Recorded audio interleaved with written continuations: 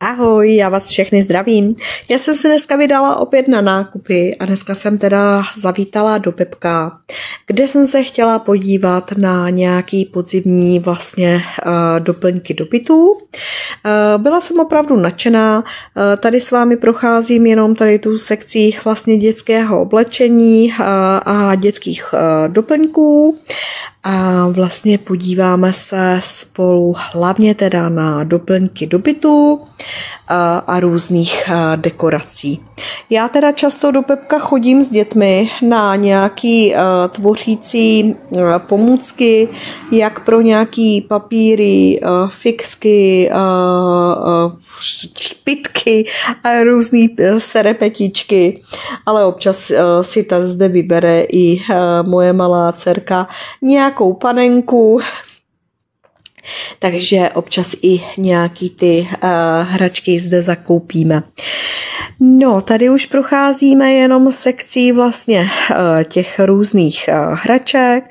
Tady jsem se zastavila jenom kratounce u party regálku a vlastně z výprodeje pomůcek na zahradu. A pomalinku se vydáme teda k naší té sekci, která nás zajímá nejvíc. Já zde ještě s vámi projdu jenom takhle regál, kde jsou právě že hračky. Hodně tady frčí Gábí kouzelný domeček, který bude běžet už brzo i na Dčku. A vlastně my už ho známe z Disney kanálu pro děti. No a tady je výběr různých panenek Barbie a Monster High panenek, tak to je taková ta moje sekce s malou dcerkou. Takže tam nakupujeme vždycky my spolu. Tak jo.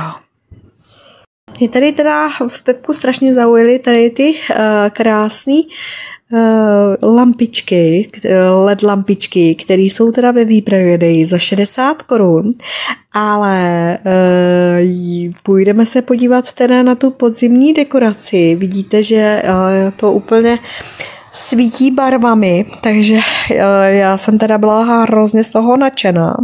Hrozně se mi teda líbí tady ty imitace těch lístků a různých podzimních pupenů, což si myslím, že potom k vydekorování toho bytu vypadá skvěle. Většinou tak ta cena kolem 60 korun. Tady ten střepec toho listí byl tedy za 90, ale ono se to dá rozmotat a vlastně na pultíku nebo na polici si uděláte moc krásný zátiší. Pak tady takhle malinkatý umělohmotný dýničky, k zápichu vlastně i různý houbičky a podzimní plody. Tady jsou takhle v té dřevěné, vlastně v dřevěném provedení. Pak zápichy různých zvířatek, ptáčci, ježečci, ježeček z dýní na hlavě. Tady ty žaludy byly úplně úžasný, kdyby to bylo v tom realistickém provedení, tak bych si ho hnedka vzala. Já úplně ty nereální výtvory nemám moc ráda, ale podle vkusu nás každé.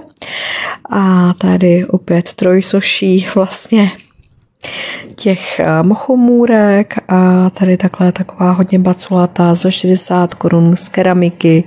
Tady už udělaný akvárium, vlastně je to tam všechno nalepený, takže jsem se ani nebála, že se mi to nějak sesype, ale jen si tady nemůžu poradit tou jednou rukou s tou etiketou, omlouvám se, 70 korun, tak to je úplně zadarmo. A taky by to mohlo udělat krásnou parádu.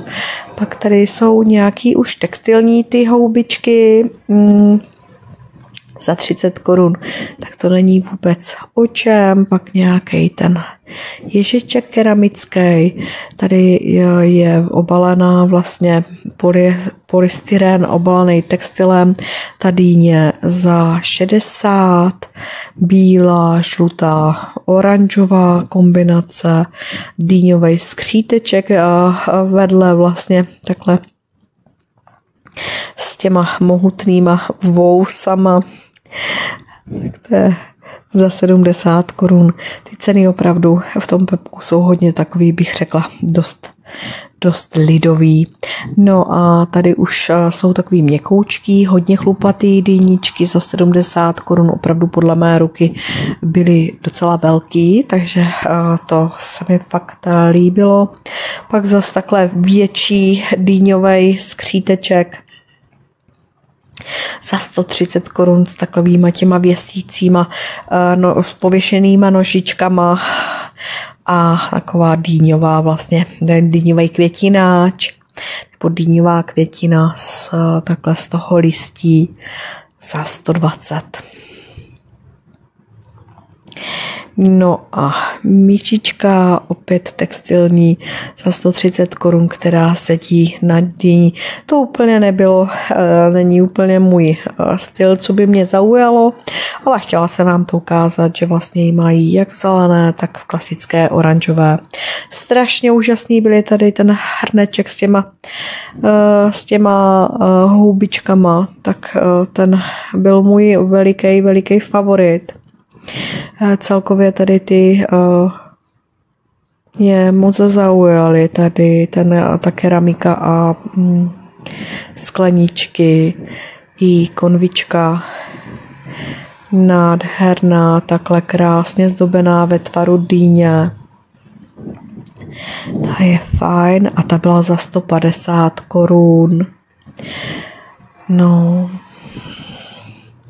toto bylo taky skleněný, jenom takhle s lístečkama za 60, i vlastně včetně toho brčka a označovacího lístečku.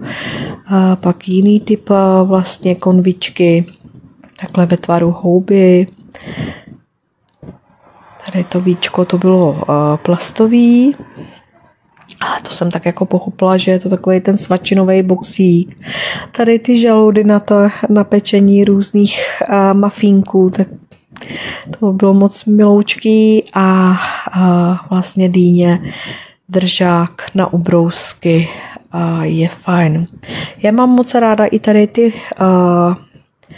máselníky, se tomu říká, tak ty ale mývají často, vždycky tady v těch sezónních tvarech, tady v Pepku a tady nějaká dózička na nějaký cukrovinky nebo na sušenky, opět takhle v tom podzimním motivu